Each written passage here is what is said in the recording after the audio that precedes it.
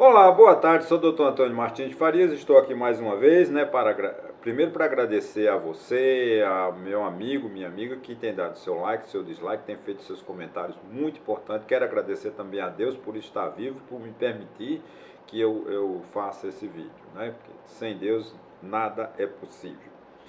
Eu quero agradecer os meus 257 amigos que estão inscritos no meu canal. E povo bom, espero convide mais amigos, espalhe esses 257 vezes 257, né? Pra gente crescer mais, tá bom, gente? Muito obrigado mesmo. Muito obrigado, muito obrigado. Bom, gente, eu deixo aqui embaixo, aqui o meu e-mail, meu telefone e o meu blog. Qual é a vantagem de você acessar meu blog? Durante 3 a 5 minutos você fica atualizado de segunda a sexta com um assunto, com um artigo escrito por mim, falando sobre política, sobre economia, sobre direito e assim. Quanto mais qual é a vantagem do blog? Mantermos atualizados. E agora eu vou falar o seguinte sobre meu vídeo em si, né? O assunto. Eu quero agradecer a todas as pessoas que têm feito seus comentários e graças a Deus, né? Mais de 1.400 visualizações, isso bateu o recorde, né? Eu pensei que tinha batido o recorde quando 700 e poucas pessoas tinham visto e agora não. Essa semana o vídeo de quarta-feira bateu o recorde, foi 1.400 e pouco, quase 1.500 pessoas. Eu chego logo a 1.500. Muito obrigado mesmo. Obrigado pelos comentários, inclusive pelos agressivos. Como eu falei no vídeo que eu ia retirar os vídeos agressivos, mas decidi que não vou fazer isso, porque é o seguinte, não me atinge, né? Quem me xinga, porque quem me xinga sempre mostra que não tem educação, porque a gente tem que respeitar o outro, né? Com dignidade, com honra, né? E quando a gente xinga, porque no mínimo falta conhecimento. Então o desafio é leia livros para você comentar, discutir, discordar de mim, porque eu não tenho o dom da verdade.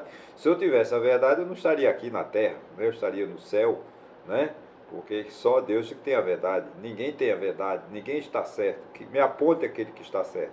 Que nós temos no Brasil pensamentos divergentes, várias correntes, várias doutrinas, vários episódios, né? Um conta uma história, outro contra outra. É só você ver as nossas lendas urbanas, nossas lendas rurais, né? Como o lobisomem, como as caiporas. São lendas que cada um, cangaceiro, cada um conta uma história de Antônio Silvino, cada um conta uma história de Lampião, cada um foi íntimo de Lampião, cada um viveu com Antônio Silvino e a gente ri, né, dessas histórias magníficas, né? Agora, quando é para a gente falar de política, né, aí a gente tem que trabalhar com a história, trabalhar com a verdade, né? Então a gente tem que ter essa consciência, né, de a gente respeitar o próximo e discordar, né? Discordar é essencial. A democracia é viver com os contrários. A gente não pode viver numa democracia brigando com o irmão, brigando com a irmã por causa de política. Brigar com o vizinho, brigar com o computador, brigar com as redes sociais. Não tem jeito, gente. Você tem que ter o discernimento de aprender a respeitar a opinião. Porque se você só tem uma opinião, só ouve uma opinião, você não tem conhecimento. Você fica muito bitolado naquela opinião. Ouça os vários, porque a gente no Brasil tem mania. Todo mundo critica, por exemplo, desculpa, não tem nada a ver, critica a religião A pela religião B, porque ele nunca leu a B. Se ele ler um livro de história das religiões, por exemplo, ele vai chegar a uma conclusão que aquela religião que é amaldiçoada, por exemplo, né? Um que não é religião e todo mundo sabe o que é, por exemplo, maçonaria. É claro que ele é uma associação secreta, uma sociedade civil que tem como objetivo ajudar os seus membros, né? Os seus intelectuais, ser pessoas sábias, pessoas que a gente respeita. Eu não sei nada de maçonaria, mas o que é que o povo brasileiro faz? Desde 1822, 1800 e pouco, que o Papa, acho que foi Gregório V, não me lembro qual foi o Papa, a maioria dos nossos padres, até 1822, 1800 e pouco, né, com a rainha, a princesa Isabel, os nossos padres eram maçons, né? Padre Garcia era maçom, o padre Belchior, que acompanhou o Dom Pedro II lá para Portugal, para São Paulo, né, quando ele vinha, declarou a independência, era maçom. Então a gente tem que. Agora, quando houve uma briga da Princesa Isabel com a maçonaria no Rio de Janeiro, que teve muita influência na democracia, na independência, Aí um papa, não me lembro agora o nome dele, resolveu proibir que os cardeais, os padres, virassem maçom. A partir daí, espalhou-se no mundo que a maçom tem pacto com o diabo. Quer dizer, por quê? Porque falta de conhecimento. Se você ler essa história, você vai conviver que a maçonaria não é esse bicho de sete papão, não tem pacto com o demônio. Agora, porque todo mundo, não, a maçonaria tem pacto com o demônio. Tem pacto com o demônio porque você não conhece. Você não sabe o que é a maçonaria. Agora, leia a história, que por que a maçonaria é tão negativa no Brasil? Por causa que o rei, um papa, resolveu, né, por causa de uma briga da rainha com a maçonaria, resolveu proibir que os padres fossem maçom. Aí, pronto, aí a Igreja Católica fez essa campanha e as igrejas evangélicas compraram o mote e saíram condenando os maçons. Tem pessoas boas, pessoas maravilhosas que são maçons, disseram, não voto em fulano. Eu vi aqui em Santa Cruz de Caparibe, teve um candidato que era maçom e os evangélicos diziam, eu não voto em fulano porque ele é maçom, não voto em fulano porque ele é maçom. Cara, não tem nada a ver. O cara é maçom, ele pode ser pastor, ele pode ser padre, ele pode ser qualquer coisa. Mas por que as pessoas perseguem? Pela falta de conhecimento, né? Aí fica, não, eu acho que a gente tem que ler de tudo, não é proibir livro. Eu tenho livro aqui atrás, você vê, esses livros não são fantasia não, são livros que eu leio, né? Que eu já li e que eu leio. Tem livro de todo tipo de religião, porque eu não me bitolo numa teoria. Por mais que me convença que a religião A é a única verdadeira, eu vou buscar a verdade. Porque aonde tem o ser humano tem falhas. As igrejas, elas também erram, né? Cometem injustiças. Agora, eu não estou criticando religião nenhuma, só quero dizer para a gente ter a curiosidade de buscar o conhecimento, para a gente não ficar com teorias, né? Teorias ultrapassadas e cismar e brigar com o próximo e não aceitar que a pessoa tenha pensamento diferente. Qual é o problema de eu pensar diferente de você? Não tem problema nenhum, é só você também me permitir que eu também tenho sabedoria, que eu tenho muito a aprender com você. Ah, eu não converso com o homem do campo porque ele não tem campo. Ele não sabe falar português. O cara pálido, mas que ele não pode não saber falar português, mas ele tem que saber isso. Eu preciso de ouvir as lendas rurais, eu preciso de ouvir como ele processa o produto, a agricultura, como ele planta, como ele colhe, porque a gente vive numa sociedade hoje em dia que ninguém sabe como se produz nada, porque você compra tudo no supermercado. Tem gente que acha que leite é feito no supermercado, não vem da vaca. Se você perguntar a essa juventude que só vive na internet, se você perguntar de onde é o leite, ele diz, não, o leite a gente compra no supermercado, ele não sabe o que é da vaca. Infelizmente, porque falta de quê? Falta de leitura, falta de conhecimento. Ok, gente? Desculpa essa digressão, né? Essa desvio, porque eu quero falar hoje exatamente de um assunto muito importante. Nós estamos terminando as eleições, né? As eleições terminaram domingo, os votos já foram apurados, só falta o presidente Bolsonaro falar para o povo que, né? E acho que quando esse vídeo for ao ar, ele já falou, porque eu estou gravando na terça-feira, dia 1º do 11, mas esse vídeo vai na sexta-feira, que é dia, acho que deixa eu ver que dia será sexta. Esse vai no dia 4, né? Eu gravo toda terça-feira os vídeos da quarta e da sexta, ok? Então, hoje, terça-feira, o presidente a qualquer momento falará um pronunciamento apoiando, dizendo se aceita ou não, se vai entrar construir alguma revolução, não sei qual é, mas vamos ouvir depois, né? A semana que vem eu faço um vídeo comentando a questão do Bolsonaro. Mas dizem que hoje ele ainda faz um pronunciamento, né? Bom, eu vou falar, já que a gente está exatamente dentro dessa eleição, a gente fala que o próximo governo, ele tem o primeiro ano de 2024, não espere milagres, porque o país está quebrado, né? O Bolsonaro, não estou aqui, não vou mais criticar Bolsonaro, não, porque a realidade é o seguinte, ele quebrou todos os parâmetros econômicos, ele quebrou o teto de gasto, ele consumiu dinheiro demais, prometeu coisas que não pode cumprir. Então, o déficit de caixa, a falta de recursos para gerenciar o país em 2024, em 2023 vai ser muito grande. Seja como agora vai ser o Lula, né? O Lula encontrará o país. O Lula foi injusto, desonesto, quando em 1980 e 2003 ele disse que tinha herdado uma herança maldita de Fernando Henrique Cardoso. Foi agora que ele vai herdar uma herança maldita. Pena que ele não abre mão disso, que o PT não abre mão dos seus princípios. O PT mantém encerrado durante a vida toda. O PT era para ter feito uma confissão, ter pedido desculpas ao povo brasileiro pelas falcatruas que ele construiu na Petrobras. Não estou dizendo culpando Lula, não vou entrar nesse detalhe. Mas o PT acha que ele é a única pessoa, o único partido que tem razão. Ele não faz autocrítica, né? Isso é uma falha do PT, tá? Eu votei no Lula, mas tem que reconhecer isso. Eu sou um crítico do PT também, não sou crítico do Bolsonaro não, tá? Mas o Lula vai encontrar muita dificuldade, porque as regras econômicas, as matrizes econômicas, elas estão muito deterioradas. A economia do Brasil está muito deteriorada. Não tem, não dá, porque o gasto foi demais, o ano que vem tem que cortar gasto, o ano que vem tem que cortar despesa e tem que prometer muita coisa. Gente, veja bem, o congelamento dos preços administrados, que são preços administrados, combustíveis, luz, energia e tal, o Bolsonaro congelou desde junho, se eu não me engano, e não tem aumento de combustível. Essa semana ou a semana que vem, até dezembro, tem que aumentar. Ou então a primeira coisa que o presidente Lula fará em 2023 é aumentar os combustíveis. Vão criticar. Não critique não, porque o erro foi esse desse Bolsonaro, que não aumentou para ganhar as eleições. Ele aumentou, né, tinha previsão de ter esse fundo, o Auxílio Brasil de 400, ele prometeu para 600, prometeu também acho que um fundo para os taxistas, né? Enfim, eu não estou criticando na sua essência. Ele fez isso para ganhar a eleição, tentou ganhar a eleição, mas o povo não comprou essa ideia e elegeu o Lula, né? Mas veja bem, o que acontece? Esse saldo vai cair em 2023.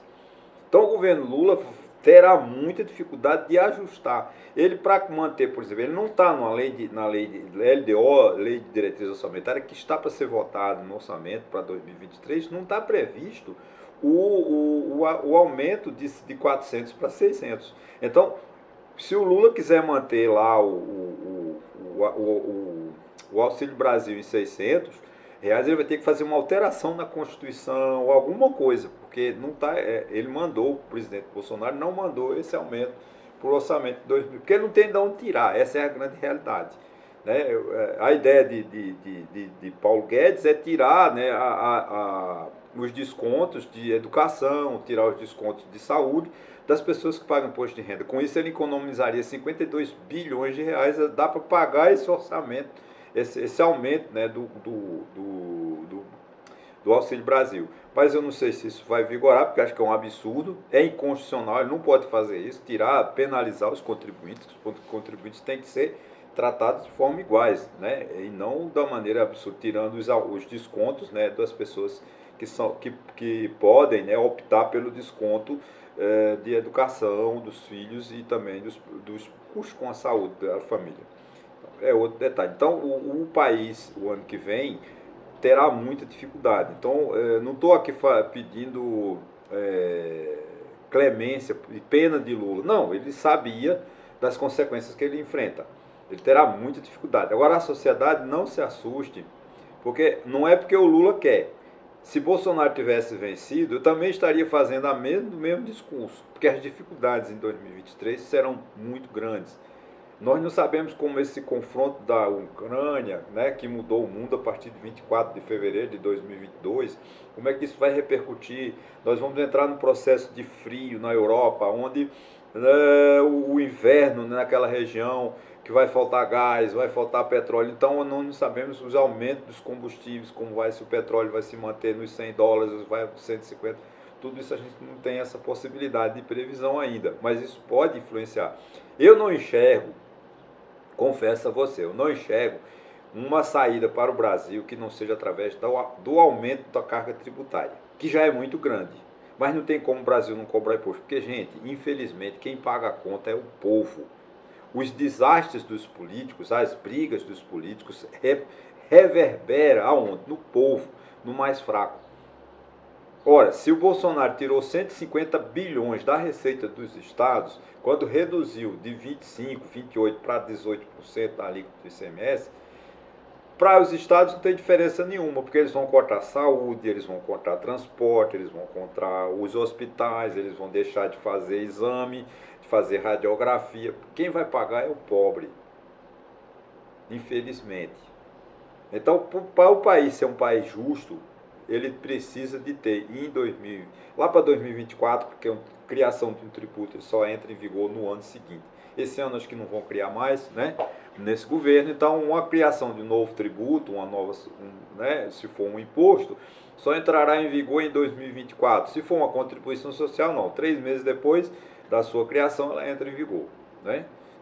Mas a gente não vê o espaço onde o governo aumenta essa carga tributária, mas não tem outra solução, a não ser uma grande reforma política, uma grande reforma administrativa. Isso nós não temos possibilidade de ver se concretizar. Porque o Congresso Nacional que foi eleito é um Congresso de conservadores. Né? Esse Congresso que vai tomar posse em fevereiro de 2023 é o pior Congresso da história do Brasil.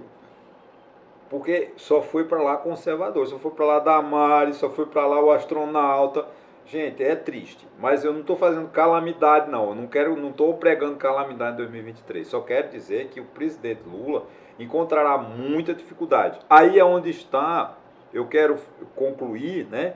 É onde está, se nós vamos ver se o Lula tem ou não competência de ser o presidente da República. O discurso de posse foi o melhor discurso da história do Brasil.